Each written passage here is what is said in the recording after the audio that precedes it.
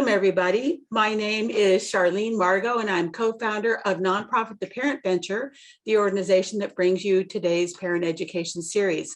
Specifically, today is another of our parent forums, this one in English, an initiative of Dr. Karen Lee and the Sequoia Healthcare District.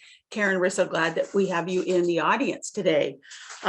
Just quickly, I want to tell everybody that we know that despite the busy season with over 200 registrants, this topic, how to be your child's favorite conversation partner, is a very important one and a very timely one, as a lot of us are about to spend a couple of weeks with our kids at home for the holiday break.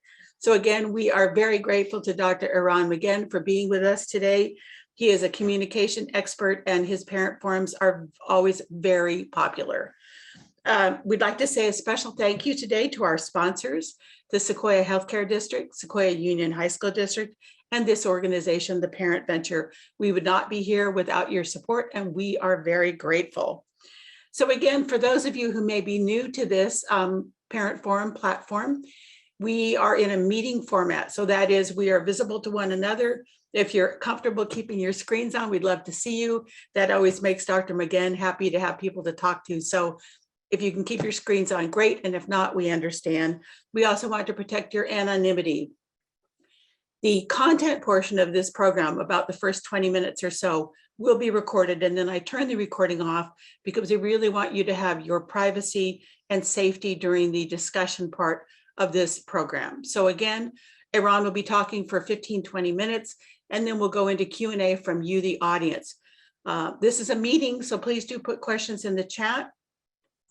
You can ask anonymously or using your name, whatever is comfortable for you. Occasionally, Dr. Magen will ask you to clarify a question. So we hope that you will be willing to either raise your hand or go on camera if you're asked for a little bit of clarification. So just to summarize, we are recording just the content portion of this parent forum, and then we will turn off the cameras and let you have more anonymity for the rest of the program. Okay, let me tell you a little bit about today's featured presenter. Dr. Eran Magen earned his MA in education and PhD in psychology from Stanford University and completed his postdoctoral training in population health at the University of Pennsylvania. He served as the research director for the University of Pennsylvania's Department of Counseling and Psychological Services before founding the Center for Supportive Relationships. Dr. Magen works with public school districts, universities, hospitals, and private corporations, where he teaches educators, clinicians, managers, and parents how to build stronger, more joyful relationships, both in their professional and personal lives. Dr. Magen's work has been published in top-tier scientific journals, including Psychological Science, Emotion, and Academic Pediatrics, and he's been cited in popular media outlets from Allure magazine to Psychology Today. He is also a founder of the new organization, Parenting for Humans. Please join me in a very warm virtual welcome for Dr. Eran Magen. Take it away, Eran. Hooray, this is the awkward moment when I'm the only one actually unmuted to say hooray for me. Okay, nice to see everybody. Especially nice to actually see some of you. I really appreciate those of you that turned on the video and helped me feel like I'm not talking straight into the void. And Amy, of course. So I'm gonna jump in, like Charlene was saying. I'm gonna talk my way through for the next 15-20 minutes and then open it up for discussion. If you have questions in the meantime, feel free to put them in the chat and then we'll talk about everything later on.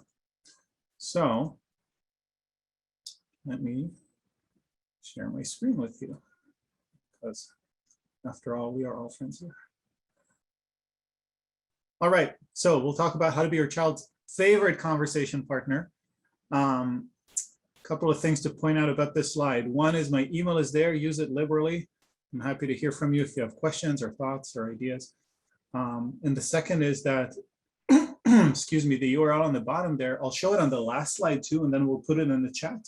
And you can get all of the slides that I'll be showing you today. So just so you're not feeling, well, anyway, you'll just get the slides if you want them. Okay, starting off.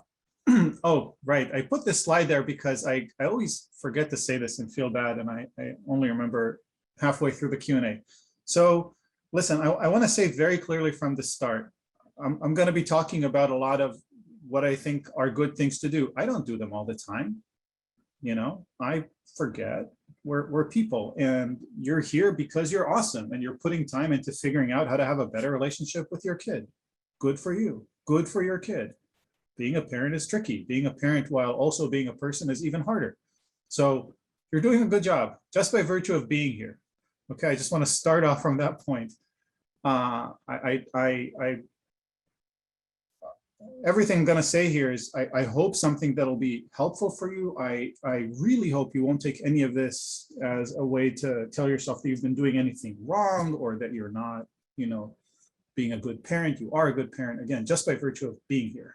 Clearly, you're on the right track, and you've chosen to be on the right track.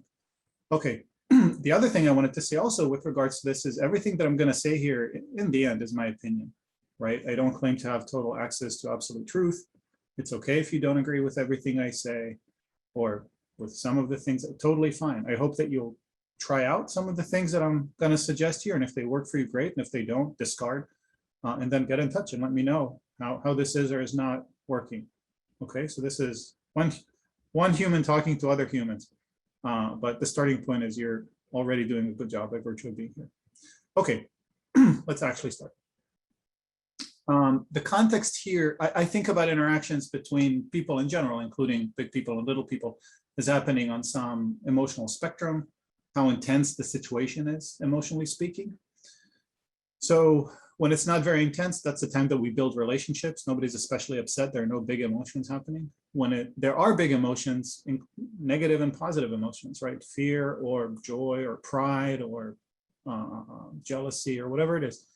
That's when we do supportive interactions. We focus on supporting the other person's emotion. And then when things are really horrible and people have super intense emotions, that's crisis, and all the rules basically switch around. That's when we prioritize safety over the relationship. Sometimes we lose some relationships points to keep the other person safe. So I work in that range, and the talks that I give are in that range. Hello, Matthew. But today we're here, right? Solidly in the everything is fine zone. And how do we build a stronger relationship with our kid when our kid is not upset, just actually has things to talk about, or maybe we want to talk about things, but nobody's upset about anything in particular. Here's the take home for those of you that have a limited attention span to give to this right now. None of this is a trick. This is not about how to trick your kid into thinking that you care, or how to trick your kid into talking more, or anything like that. It really boils down to you actually wanting to get to know your kid and being curious and saying, you teach me what it's like to be you. I'm curious about your life. I'd like to get to know you better. You can always get to know other people better, even if you've lived with them for a long time, right? So the goal is just remember how to plug into your own curiosity and your own humility and telling your kid, I want to know more about you. That was the bottom line. Now the details. A relationship between two people, one of the ways to really distill a relationship is to ask how much goodwill is between two people. And I think about it like a relational bank account, right? And if the account balance is high, we have a lot of goodwill. And if it's low, we have very little goodwill. And when there's a lot of goodwill in the relationship between two people, you see them being more trusting of each other, more honest and open and vulnerable, and forgiving each other more and cooperating more easily. Everything becomes easier when the relationship is better. And so a lot of what I orient to is how do we make the relationship better? And here, in the case of the conversation with your kid, it's both the cause and the effect, right? Because the better the conversations you have with your kid, the more you build goodwill with your kid. And the more goodwill you have, the more your kid will open up to you and want to talk with you about things. In the big picture, the way that we make deposits increase the amount of goodwill is you show your kid that you care about your kid or respect your kid. And the way that we make withdrawals is by showing your kid that you don't care or that you don't respect your kid. You can also make withdrawals by inconveniencing your kid, which is to say asking your kid to do something that he or she wouldn't normally do. And that's fine. That's part of every relationship between any two people. We do things for one another that we wouldn't do if we didn't have that person in our lives. But the idea is to minimize the withdrawals, maximize the deposits. This is super important. I'm going to spend a second on this idea of the relational bank account, because it's just such a central concept. When the amount of goodwill is high, when the relational account balance is very high, like fantasy level high, that's when your kid will spontaneously go out of his way to be helpful to you. Just sit there and think, what's going to be fun for mom now? Let me think about a way to make dad's life easier, right? Fantasy level high. Medium, achievable medium, is basically you ask your kid to do something and your kid says, sure, yeah. And generally does it without any nudging or reminders. This is also a way for you to assess basically what's your relational credit right now with your kid, right? Which categories do you fit into?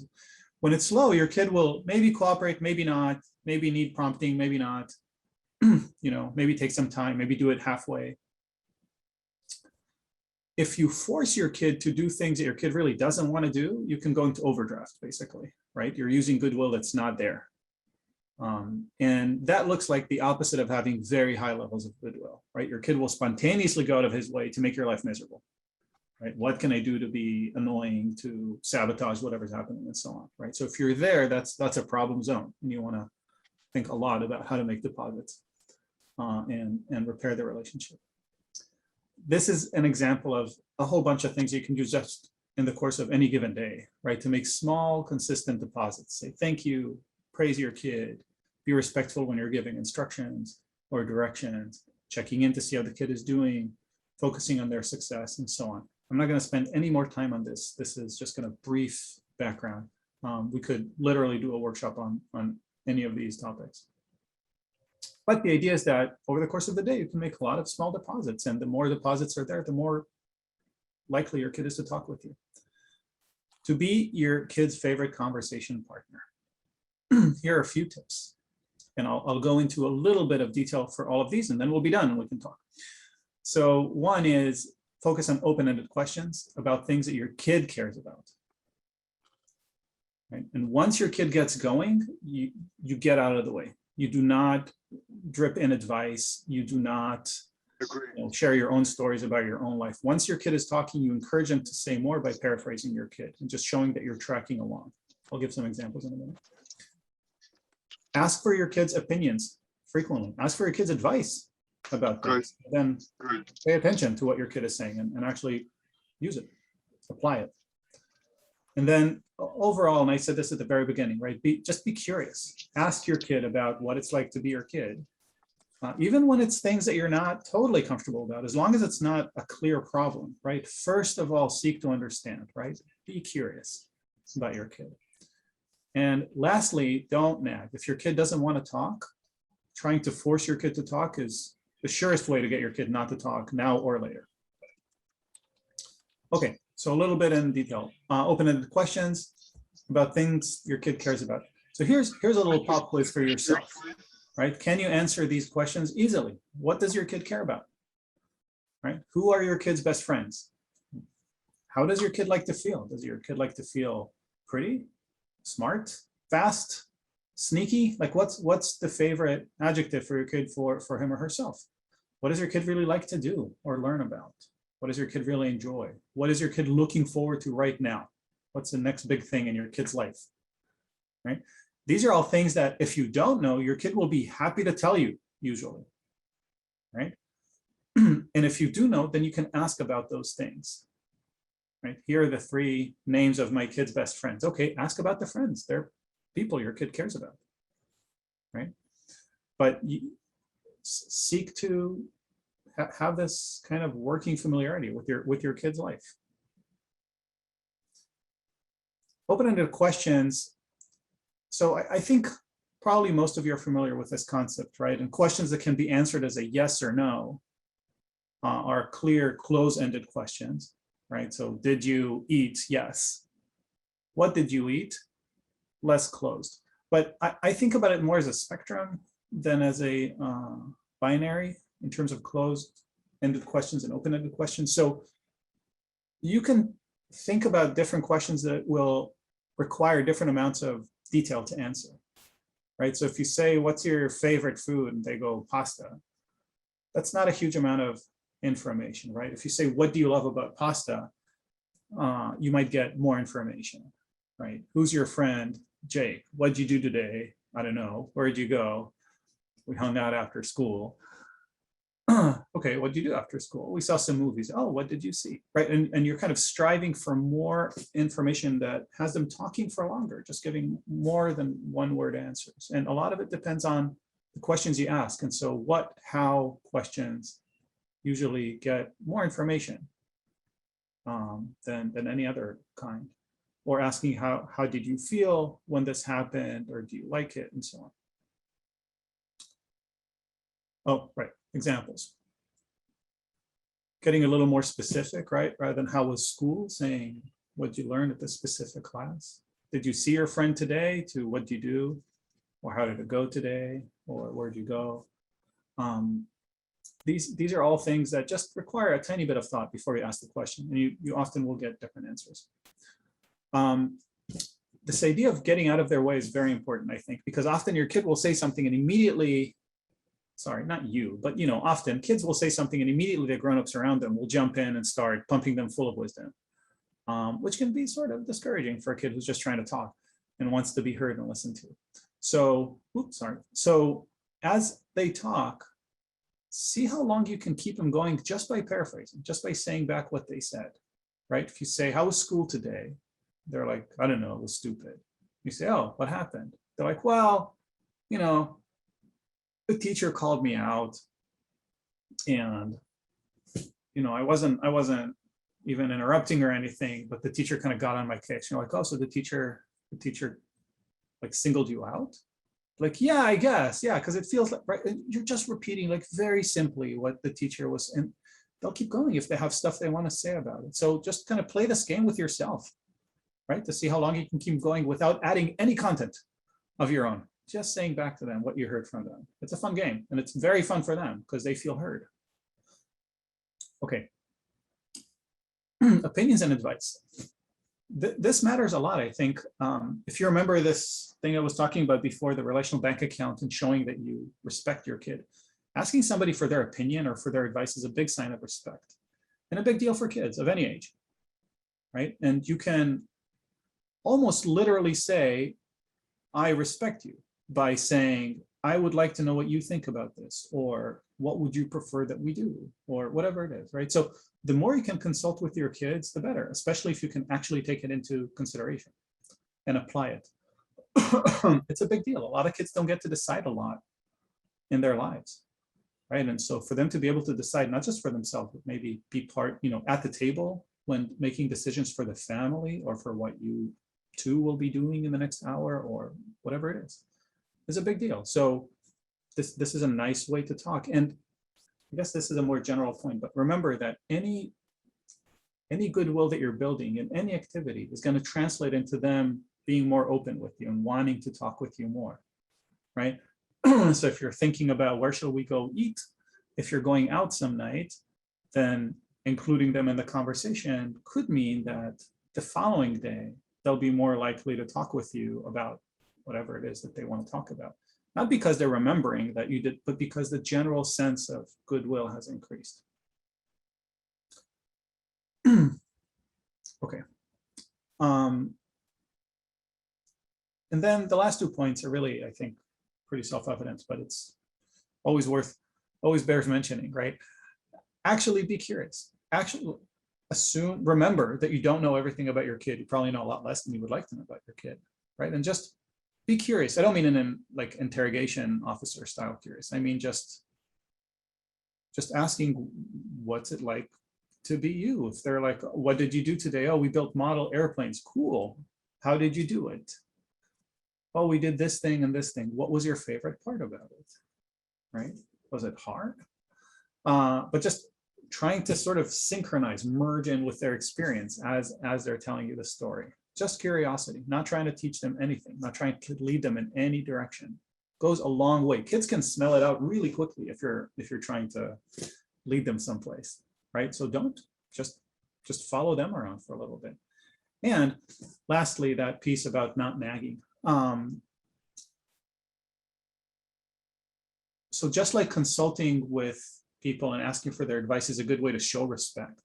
A great way to show lack of respect is to ignore a boundary that somebody is setting up with you, right? If you say, how are things going in soccer? And the kid goes, Dad, not now, because you're driving in the car with two other friends. And if you say, no, I want to know, that's not great for the relationship, right? Or if the kid comes home and you ask a question and the kid goes, oh, I'm so tired, for you to say, but I'd like to know, I missed you so much, can't I? Tricky, right? Because your kid said no already once, right? If you say no, when someone asks you a question, if you say, I don't want to talk about it right now, what would you like them to do? Do you want them to push you to talk about it more right now? So it's fair, if you miss your kid, talk to your kid about this. And if your kid says, I'm really tired, you can say, how about we talk about it over dinner or something like that, right? So it's fair to make a date to talk, but just be careful not to blow through boundaries that they're setting up unnecessarily, because it's just a relational withdrawal. It just reduces the amount of goodwill that you have there, right? So talk on their terms when they're good and ready. Okay, I think that sums it up. Today might be a record in terms of actually doing this quickly. So ask open-ended questions about things your child cares about.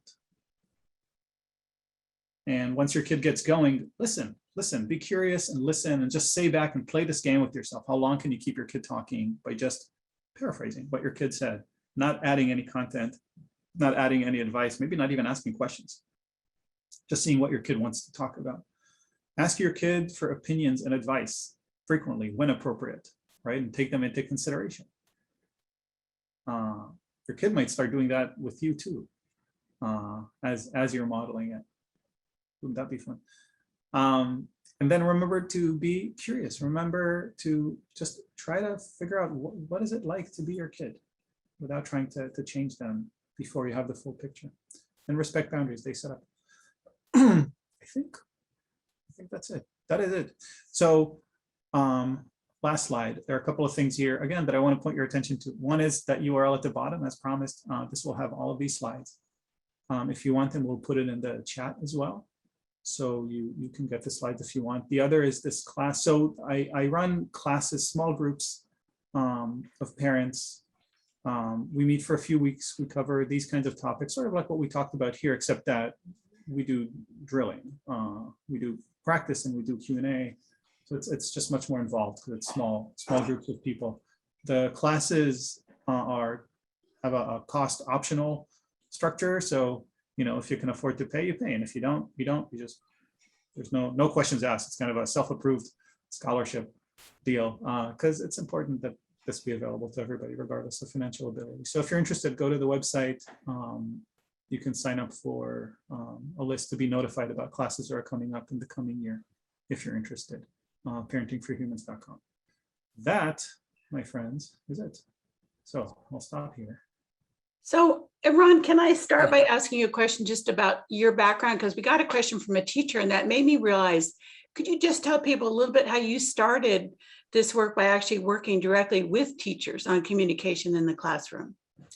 Well, the work started a few different times. When I was in graduate school, I got very interested in relationships and just how people do relationships and how people support one another, and started doing workshops for the general audience. And I had no business doing it, of course, at the time, but that's how everything starts. So I did that for a few years, and from there branched off to work with three different kinds of audiences. One was parents, one was physicians and medical students, and one was teachers.